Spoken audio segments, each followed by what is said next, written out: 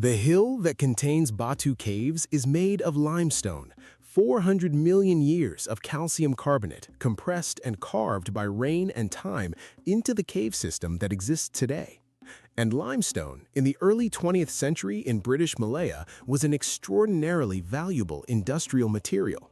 The colonial construction boom that was building roads, bridges, railways, and civic buildings across the peninsula consumed limestone aggregate at enormous rates. And the limestone massif of Batu Caves, sitting 12 kilometers from Kuala Lumpur, large, accessible, and conveniently unmined, was noticed. The quarrying operations that had already consumed other hills near Kuala Lumpur began to look at Batu Caves. The question was whether religious use of the cave system with sufficient grounds for exemption from quarrying was not automatically answered in the affirmative. Under colonial administration, where the religious claims of a Tamil Hindu community of Malaysia carried limited institutional weight against the infrastructure requirements of empire, the outcome was genuinely uncertain. The story of how that uncertainty was resolved, of the specific people, the specific arguments, and the specific historical moment that turned the balance towards preservation rather than extraction, is the story of how Batu Caves survived. Before we begin, subscribe to ensure that you never miss out on any of my videos. With that being said, let's get right in. Batu Caves is the most visited tourist attraction in Malaysia that most visitors understand the least. They see the golden statue, they climb the 272 stairs, they look at the cave temple at the top, they take their photographs, and they leave without knowing that the place they're looking at nearly did not survive to be looked at. The survival of Batu Caves is the product of a series of fights, political, legal, cultural, and physical, that the Tamil Hindu community of Malaysia conducted across more than 100 years of colonial rule, Japanese occupation, and the specific vulnerabilities of post-colonial minority status. Understanding those fights changes how you see the place. It changes what the golden statue means. It changes what it means that 1 million people can gather here every January for Thaipusam. This is the full story of why Batu Caves almost got destroyed, and why it didn't. 1. The limestone that built an empire. The British colonial administration in Malaya was one of the most ambitious infrastructure building enterprises in the history of Southeast Asia. In the space of roughly 70 years between the establishment of the Federated Malay States in 1895 and the end of colonial rule in 1957, the colonial government built a road network, a railway system, a telegraph network, a series of port facilities, and a constellation of civic buildings, courts, government offices, schools, hospitals that transformed the physical landscape of the peninsula beyond recognition. All of that construction required materials. Specifically, it required 3 things in enormous quantities: timber from the interior forests, tin from the alluvial deposits of the valleys, and limestone for aggregate, for cement, and for the construction of the bridges, roads, and civic buildings that were the visible product of the colonial project. The Klang Valley around Kuala Lumpur was underlain by a karst limestone geology that produced multiple limestone massifs of the kind that dot the landscape of the peninsula, abrupt vertical hills of ancient rock rising from the surrounding alluvial plain, honeycombed with caves carved by millennia of slightly acidic rainwater dissolving the calcium carbonate. These limestone hills were quarried systematically throughout the colonial period. Several that once defined the landscape around Kuala Lumpur are now entirely gone, consumed by the quarrying operations that extracted aggregate for the colonial and post-independence infrastructure boom. Batu Caves was among the limestone massifs identified as a quarrying resource. Its location 12 kilometers north of Kuala Lumpur on the main road north, its accessibility, and the scale of its limestone resource made it an obvious candidate for the same operations that had already consumed other hills in the valley. The question of whether religious use of its cave system would constitute sufficient grounds for exemption from quarrying was not automatically answered in the affirmative. Under colonial administration, where the religious claims of a Tamil Hindu community of Malaysia carried limited institutional weight against the infrastructure requirements of empire, the outcome was genuinely uncertain. 2. The founding and the community that built it. To understand what was at stake in the quarrying threat, you need to understand how Batu Caves had become sacred in the first place and what it meant to the community that had made it sacred. K. Thaipusam Pillai, a Tamil Indian merchant and community leader, consecrated the cathedral cave at Batu as a temple dedicated to Lord Murugan in 1888. The specific account of why he chose this location, the entrance of the cave resembling the Vel, the sacred spear of Murugan, gave the site an origin story that connected it to the divine rather than to human choice, making it not merely a temple, but a natural sacred space that had been recognized rather than created. The Tamil Hindu community that gathered around this sacred site in the decades after 1888 was a community in a specific kind of vulnerability. They had come to British Malaya as plantation workers, as traders, as the Indian component of a colonial labor and commercial system that had brought three separate ethnic communities, Malay, Chinese, and Indian, into contact on the Malay Peninsula under British administration. They were not the owners of the land. They were not the political power. They were the people who picked the rubber and built the roads and maintained the infrastructure on which the colonial economy ran.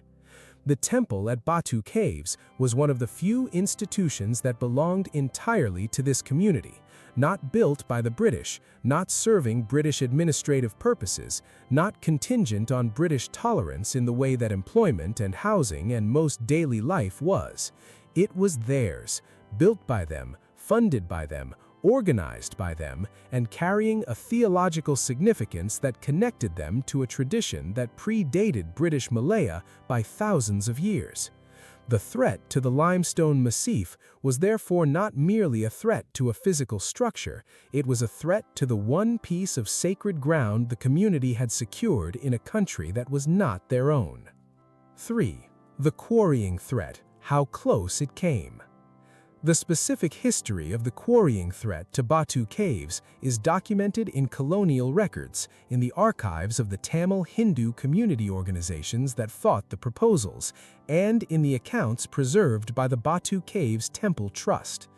The threat came in waves across several decades, rather than as a single event, which made it harder to fight and harder to definitively resolve. The initial quarrying pressure in the 1920s came from contractors who had identified the Batu Caves limestone as a resource for KL's expanding construction industry.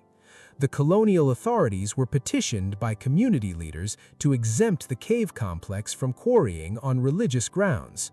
The petitions were partially successful. The cave interior itself was recognized as a protected religious site, but the limestone flanks of the massif, outside the cave chambers themselves, remained subject to extraction proposals for years afterward.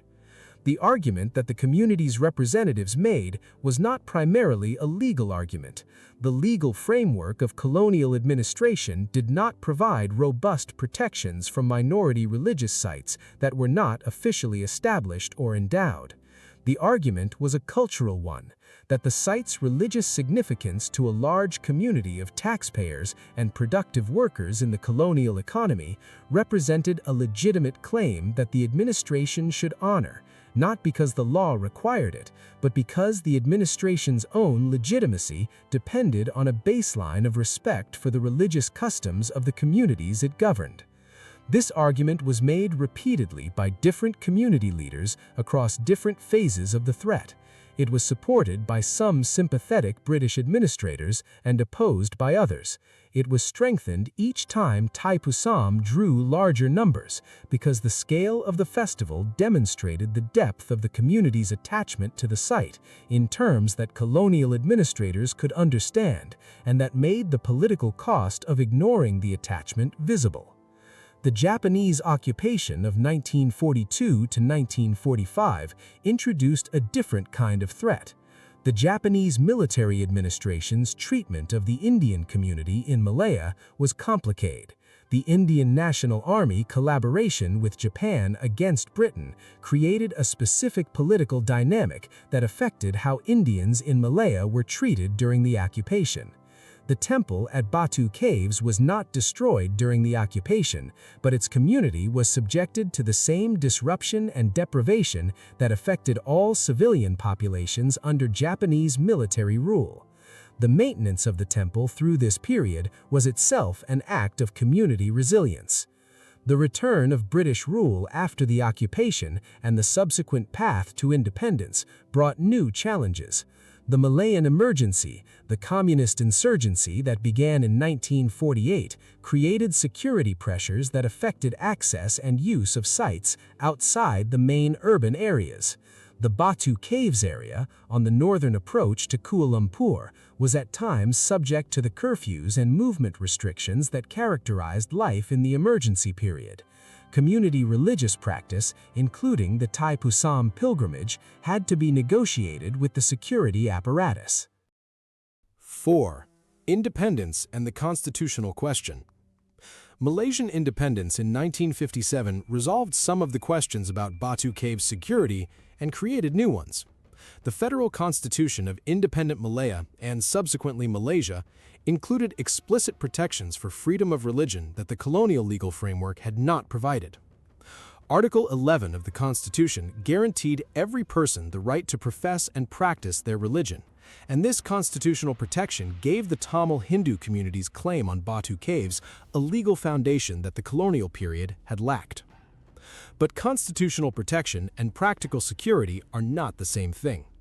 The early decades of independence saw the Malaysian government grappling with the economic development agenda that was the primary driver of post-colonial policy, and economic development, in the specific Malaysian context of the 1960s and 1970s, included a construction boom that continued to consume limestone resources.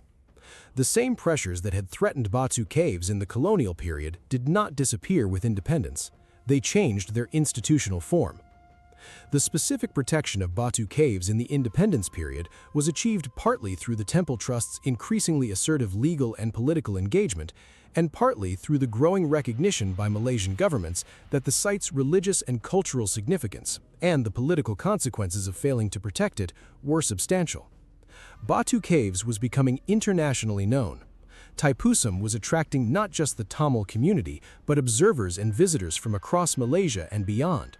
The cultural asset value of the site was becoming legible in ways that colonial administrators had been slow to recognize. The 1970s and 1980s saw continuing development pressure around the area around Batu Caves. The expanding urban footprint of Kuala Lumpur reached toward the site. Property development around the base of the limestone massif changed the character of the approaches, and the tourist and commercial infrastructure that grew up around the pilgrimage trade was itself a form of transformation. The cave complex survived these pressures largely intact, but the surrounding environment changed significantly. 5. The modern threats, different in kind, but no less significant in their effects on the site's character. The most visible transformation of recent decades has been the 2018 repainting of the 272 steps in a rainbow gradient of colors, a decision made by the temple management that was explicitly intended to increase the site's visual appeal and social media shareability. The rainbow staircase became one of the most shared travel images in Malaysia's recent digital history and drove a measurable increase in visitor numbers. It also generated significant debate within the Tamil Hindu community about whether the commercialization of the site's visual identity served or undermined its religious character. The installation of the 42.7-meter Golden Lord Murugan statue in 2006, the largest Murugan statue in Malaysia, was a more straightforward expression of the community's desire to make the site's religious significance visible and monumental. The statue dominates the visual approach to the caves in a way that is impossible to miss, and that has become the primary image of the site in travel and tourism contexts. Whether you find it overwhelming, magnificent, or both depends partly on your relationship to the tradition it represents. That it is there, that the Tamil community was able to build a statue of this scale on this site is itself a statement about what was preserved when the quarrying proposals were resisted. The most serious contemporary pressure on Batu Caves is neither aesthetic nor architectural. It is the question of land status and development rights around the base of the limestone massif. The heritage and religious status of the cave complex itself is not seriously contested, but the land surrounding it, the approaches, the car parks, the commercial areas that have grown up around the pilgrimage trade have been subject to development proposals and land status disputes that have periodically produced conflict between the temple trust, developers, and various levels of Malaysian government. These disputes reflect a pattern familiar from Batu Caves' entire history: the specific vulnerability of a minority religious institution whose sacred site sits on economically desirable land in a country whose political economy is organized around majority interests. The legal and constitutional protections that Malaysia provides are real and meaningful. They are not absolute. The community that maintains Batu Caves knows this, because they have been demonstrating it for a century. 6. What survived and what it means. Standing at the base of the 272 steps and looking up at the golden statue in the limestone cliff, knowing this history changes what you are looking at. You are looking at a place that was almost quarried for aggregate, that survived colonial indifference through community persistence, that maintained its religious life through Japanese occupation and a communist insurgency, that found constitutional protection in an independent Malaysia that had to negotiate the competing claims of 3 major ethnic and religious communities on a single shared territory, that has been commercially transformed in ways that its original community debates and does not uniformly embrace, and that continues every January to draw 1 million pilgrims whose devotion to Lord Murugan is as immediate and as sincere as it was when Thaipusam placed the first statue in the cave in 1888. The survival of Batu Caves is not a story about the natural resilience of sacred places. Sacred places do not automatically survive. They survive because specific people fight for them, generation after generation, against specific threats using the specific arguments and political tools available to them in their specific historical moment. The Tamil community of Malaysia fought for Batu Caves across more than a century of threats that changed in form but not in fundamental logic. They fought because the place mattered, because the identity it anchored was not available elsewhere, because losing it would have been a loss with no equivalent. That is worth knowing when you climb the stairs. The stairs are 272 steps. Each step is a decade of someone's effort. If this changed how you see Batu Caves, hit the like button, subscribe for more content that goes this deep into Malaysia's history and culture, and drop a comment below. Have you been to Batu Caves? What do you see differently now? I read everything. See you in the next one.